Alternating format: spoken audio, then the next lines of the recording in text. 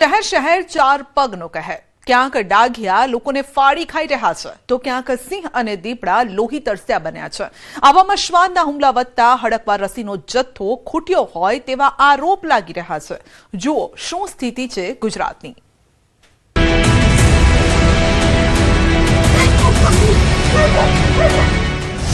હવે રસ્તે ચાલવું નથી સલામત,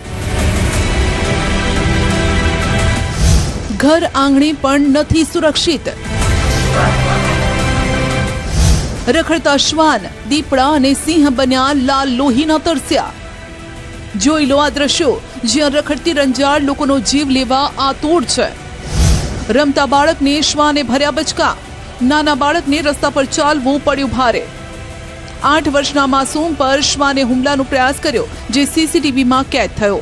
જોઈ લો, બાળકો રસ્તા પર રમી રહ્યા છે તેવામાં જ એક શ્વાન આવે છે ને બાળકને પાછળથી પકડી લે છે।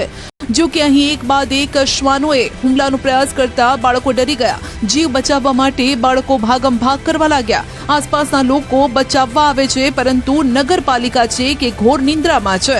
રખડતા શ્વાનને પકડવા માટે તસદીજ નથી લઈ રહ્યું। 2 દિવસમાં 6 લોકો પર શ્વાનનો હુમલો। છોટાઉદેપુરના સંખેડામાં હડકાયા શ્વાનનો ત્રાસ વધ્યો છે। આ દ્રશ્યો તેનો પુરાવો છે। હવે તો ઘર બહાર ઊભા રહેવું પણ સુરક્ષિત નથી। વૃદ્ધ જેવા જ ઘરની બહાર નીકળ્યા તેવા જ શ્વાનનો શિકાર બન્યા। ટાંપીને બેસેલા શ્વાને વૃદ્ધ પર હુમલો કર્યો। આ પહેલા પણ સોનગીર ઇન્દ્રાલ ગામે 2 દિવસમાં 6 લોકોને બચકા ભર્યા, જેમાં 3 લોકોની હાલત ગંભીર છે। અહીં રખડતા શ્વાને 2 દિવસમાં વૃદ્ધો, મહિલા અને બાળકોને નિશાન બનાવ્યા। ગામ લોકોની માંગ છે કે વહેલી તકે તંત્ર આ રખડતા શ્વાનને પકડે। જેતપુર નગરપાલિકા પાસે શ્વાન પકડવા નથી સ્ટાફ।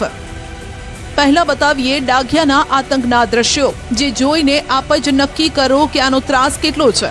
દિવસ હોય કે રાત આમનો આતંક ગમે ત્યારે ચાલુ જ રહે છે। જુઓ, રાત પડતા જ કેવા મિશન પર લાગી ગયા। કોઈ ગાડીનું સીટ કવર કાપી રહ્યું છે તો કેટલાક ડાઘિયા રસ્તા પર ચાલતા બાળકોને કરડી રહ્યા છે। રસ્તા પરથી પસાર થતા વાહન ચાલકો પણ નથી સલામત।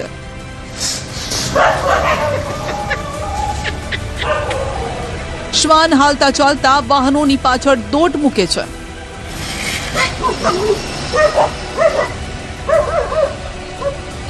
કેટલાક તો નીચે પટકાઈને અકસ્માતનો ભોગ પણ બને છે। આ દ્રશ્યો રાજકોટના જેતપુરના છે, જેની મોટી સમસ્યા બન્યા છે આ શ્વાન। શ્વાન કરડવાના કેસની સંખ્યા સાંભળશો તો તમે પણ ડરી જશો। છેલ્લા 10 મહિનામાં 3250 થી વધુ લોકો પર શ્વાને હુમલો કર્યો છે। જેતપુર શહેરમાં અત્યારે ઘરની બહાર નીકળવું એટલે સીધો મોતનો સામનો કરવા બરાબર છે। છતાં પણ જેતપુર નવાગઢ નગરપાલિકાના સત્તાધીશો જાણે કુંભકર્ણની નિંદ્રામાં છે। પ્રજા શ્વાનના બચકા ખાઈ રહી છે પરંતુ તંત્રને આ સમસ્યા ગંભીર નથી જણાતી। સરકારની ગ્રાન્ટ હોવા છતાં પણ ખસીકરણના નામે મીંડું છે। નેતાઓ પર ભ્રષ્ટાચારના ગંભીર આક્ષેપ પણ લાગી રહ્યા છે। જાગૃત નાગરિકોએ સમૂહમાં નગરપાલિકાની કચેરીએ જઈ ચીફ ઓફિસર સાહેબને યોગ્ય રજૂઆત કરવી જોઈએ, કારણ કે નગરપાલિકાના સદસ્યોને રજૂઆત કરવાથી આ પ્રશ્ન પૂરો નહીં થાય, કારણ કે સદસ્યો તો ભાગ બટાઈ કરવામાં મશગુલ છે। એને આ તમારી લોકોની સમસ્યાઓમાં, લોકોના પ્રશ્નમાં કોઈ રસ નથી। ગુજરાત સરકાર જે ગ્રાન્ટ આપે છે ખસીકરણની એ વપરાતી નથી, પરંતુ એની ભાગ બટાઈ થતી હોય તેવું લાગે છે। જેતપુરની સરકારી હોસ્પિટલના આંકડા મુજબ છેલ્લા 11 મહિનામાં ડોગ બાઇટના 3200 થી વધુ કેસ નોંધાયા છે। એટલે કે દર મહિને સરેરાશ 300 થી વધુ અને રોજના 10 થી વધુ લોકો લોહી લુહાણ થઈ રહ્યા છે। સ્થાનિકો આક્ષેપ કરી રહ્યા છે કે સરકાર તરફથી શ્વાનના ખસીકરણ માટે ફાળવવામાં આવતી ગ્રાન્ટનો કોઈ યોગ્ય ઉપયોગ નથી થતો અને ભ્રષ્ટાચાર પણ ભરપૂર છે। સરકારી હોસ્પિટલના ઓફિસર રસીનો પૂરતો જથ્થો હોવાનું ગાણું ગાઈ રહ્યા છે। એનિમલ બાઇટના કિસ્સા હોય એવામાં જે ઇન્જેક્શન આપવાના હોય એનો પણ પૂરતો જથ્થો છે અને તે જ રીતે જે સરકારશ્રી દ્વારા હડકવાની ગાઈડલાઇન નક્કી કરેલી હોય, હડકાયા કૂતરા કરડેલા હોય અથવા કેટેગરી 3ના કોઈ બાઇટ હોય તો એમાં જે ઇમ્યુનોગ્લોબ્યુલિન્સ નામના ઇન્જેક્શન આપવામાં આવતા હોય છે, જેની કિંમત ખૂબ મોટી હોય છે, તેનો જથ્થો પણ સરકારી હોસ્પિટલ જેતપુર ખાતે પૂરતા પ્રમાણમાં ઉપલબ્ધ છે અને આપણે દર્દીઓને આ તમામ સારવાર આપણે આપીએ છીએ। એટલું જ નહીં, લોકોને સલાહ આપી રહ્યા છે કે ડોગ કરડે તો પહેલા દર્દીને પ્રાથમિક સારવાર આપો। જ્યાં ઘા કરે તે જગ્યાને 15 મિનિટ સુધી સાબુ અને પાણીથી બરાબર સાફ કરો। આમ કરવાથી હડકવાના વાયરસ માણસના શરીરમાં નહીં ફેલાય। જો કે સાહેબને શ્વાનની સંખ્યા ઘટાડવામાં કે શ્વાન પકડવામાં રસ નથી દેખાતો।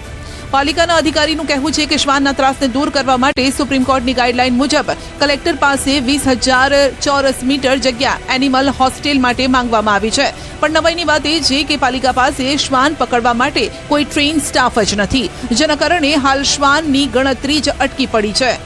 શહેરી વિસ્તારની અંદર કૂતરા પકડવા માટે થઈને કુલ ટોટલ કેટલા કૂતરાઓ છે એનો બધીનો સર્વે કરવો પડશે.